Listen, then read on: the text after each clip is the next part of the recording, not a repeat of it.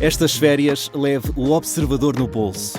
Na praia, no campo ou entre viagens, acompanhe toda a atualidade sem limites.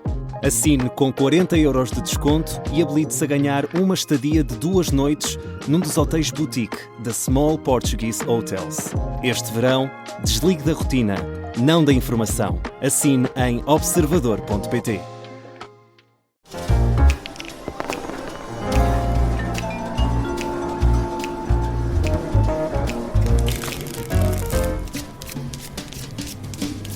Fora do Baralho, no episódio dominical dedicado às perguntas dos ouvintes e aos comentários, e é muito fácil interagir com os membros do painel do Fora do Baralho. Basta enviar um e-mail para foradobaralho@observador.pt e aos domingos um dos 4 ases responde aqui na rádio e em podcast a estas perguntas e comentários. Hoje cabe ao Nuno Garopa responder. Olá, Nuno, bem-vindo. Olá a todos. E hoje vamos a uma pergunta de João Barbosa, que nos enviou por e-mail. Diz que sobre a imigração e desemprego, diz que há muita procura, por exemplo, para a entrega de comida, TVDs, e pergunta o João Barbosa se este tipo de serviços não cria a ilusão de que a economia está a gerar muitos empregos e relacionado também com o aumento da população. No fundo, isto gera algum valor para a economia? Nuno.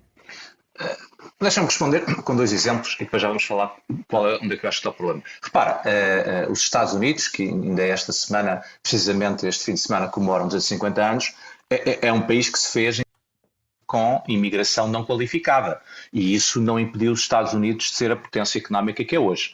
Por outro lado, é sempre bom recordar que cerca de 1.400.000 portugueses emigraram nos anos 60 e 70 para a França, para a Alemanha, para a Suíça, e era imigração não qualificada. Isso não impediu França, Alemanha e Suíça de serem potências económicas e de terem, aliás, grandes crescimentos económicos durante essas décadas em que a mão de obra não qualificada portuguesa, espanhola e grega emigrava para esses países. O que é que eu quero dizer com isso? Eu quero dizer que, de facto, é evidente, quer dizer, não vale a pena estarmos aqui com grande discussão, que grande parte desta mão de obra não qualificada que chegou a Portugal não está a gerar grande valor económico. Como o ouvinte diz, há uma série de trabalhos, TVDs, entrega de comida, etc., que isso não gera grande valor económico. Mas isso, o problema que a economia portuguesa tem em gerar valor ou em ter maior produtividade, existiu antes da chegada desta mão de obra, existe enquanto cá estiver essa mão de obra e penso que vai continuar a existir depois destes fluxos migratórios se voltarem a alterar.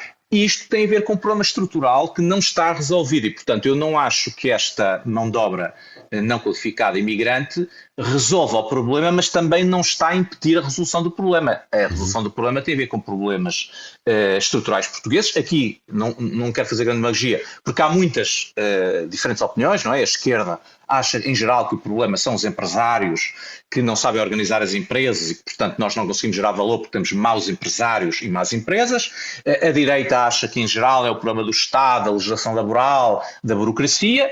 Temos até recentemente um livro do Nuno Palma que vem agora dizer que, no fundo, é os fundos que têm impedido que a gente consiga desbloquear aquilo que está bloqueado. Mas, portanto, há muitas explicações. Eu penso que o problema não deve ser confundido com esta imigração. Deixa-me só acrescentar. Há aqui outra questão, que essa sim pode ser parte do problema, mas lá está, sem números fidedignos, voltamos a estar sem saber, que é a questão da imigração com da mão de obra qualificada. Isso sim é um problema, se estamos a substituir mão de obra qualificada. Daqueles que saem de cá, não é? Claro. Mas também isso é polémico, porque tivemos o governador Mário Centeno durante 4 anos a insistir que esse problema não existia, não é? E, portanto, não sei se temos que esperar o INE publicar outras estatísticas mais tarde para perceber exatamente a extensão desse problema. Se esse problema existe, que estamos a substituir mão de obra não qualificada por mão de obra não qualificada, aí sim estamos a agravar um problema estrutural que já vinha de trás, não é?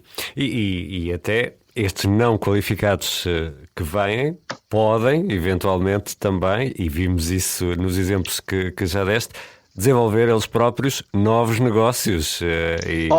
Obviamente, e atenção, e aqui há outro problema que, aliás, também houve uns artigos polémicos sobre isso.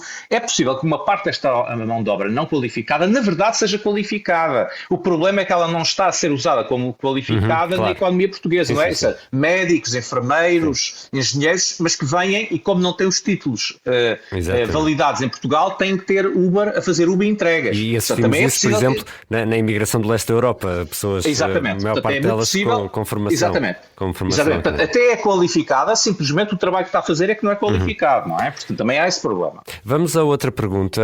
Sérgio Bidarra, que confessa que foi aluno da Susana Peralta, é uma reflexão longa que eu vou tentar aqui resumir e, no fundo, envia duas perguntas sobre o momento político que Portugal e Europa, e no fundo o mundo ocidental vai atravessando.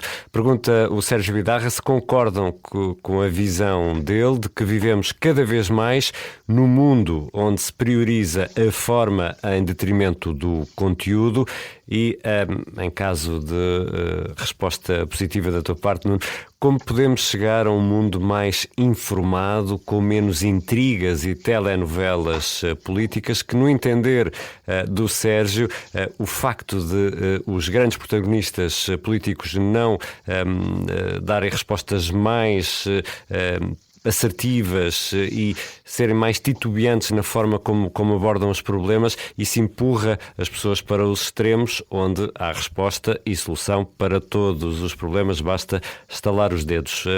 Que resposta tens para o Sérgio Bidarra, Nuno? Eu concordo com ele, não sou eu otimista sobre a solução. Repara, eu acho que há dois problemas que se complementam aqui. Há um problema, obviamente, da forma em si mesmo, que tem a ver com as técnicas de comunicação hoje em dia. Quer dizer, nós não temos agora ciclos de notícias de 3 ou 4 dias, os ciclos são muito curtos, as rádios, as televisões, a internet têm que estar permanentemente a dar notícias e, portanto, isso cria ciclos muito curtos e é evidente que em ciclos curtos é normal que a forma sobreponha à substância. Acho que isso não é surpreendente e acho que isso não é surpreendente que esteja em todos os países, nem digo só nos ocidentais, mesmo fora dos países ocidentais, exceto nos países autoritários, onde se continua a controlar o fluxo de informação, obviamente. Mas onde esse fluxo de informação não é controlável, o problema está lá e não vou culpar as redes sociais, simplesmente é a forma como nós vivemos hoje em dia. Quer dizer, hoje em dia nós temos um aparelho à nossa frente, na nossa mão, todos os dias estamos a ver notícias a qualquer segundo. Não é como há apenas 30 anos, em que íamos ver o noticiário das 8, não é? E, portanto, sempre foi aquela coisa complicada. E havia aquele velho dizer que eu aprendi há 30 anos, não era como a televisão anunciava, a rádio dizia e depois os jornais explicavam qualquer coisa que tinha a ver com isso, que era a sequência da notícia.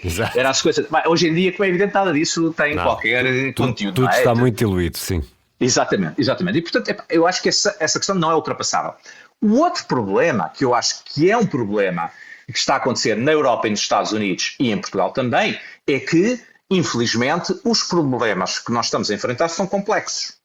E, em geral, a mensagem política complexa não passa. Quer dizer, as pessoas querem mensagens simples. A classe média, que no fundo é quem decide eleições, quer ouvir mensagens simples e principalmente quero ouvir que os problemas têm alguma solução, porque há coisa que um político vir dizer é que o problema não tem solução, ou como dizia, por exemplo, o ministro Castro Almeida esta semana, que só daqui a 20 anos é que talvez consigamos chegar à média europeia, que eu até acho que ele provavelmente está a ser otimista, mas realmente ele está a falar há 20 anos, quando, enfim, estamos a falar desta média europeia, pelo menos há outros 40 para trás, desde 86, quando aderimos à União Europeia. Portanto, ninguém quer saber de um ciclo de 60 anos, quer dizer, isso é absolutamente... E, portanto, eu acho que há aqui um problema que é a forma de fazer comunicação hoje em dia versus a complexidade dos problemas. E a complexidade dos problemas, infelizmente, não se compadece com os ciclos de notícias. E, portanto, eu acho que nós já vimos isso em governos anteriores, estamos a ver neste governo, mas estamos a ver no Presidente dos Estados Unidos ao mesmo tempo, esta necessidade de estar todos os dias a fazer intervenções, de estar a comentar coisas todos os dias, de estar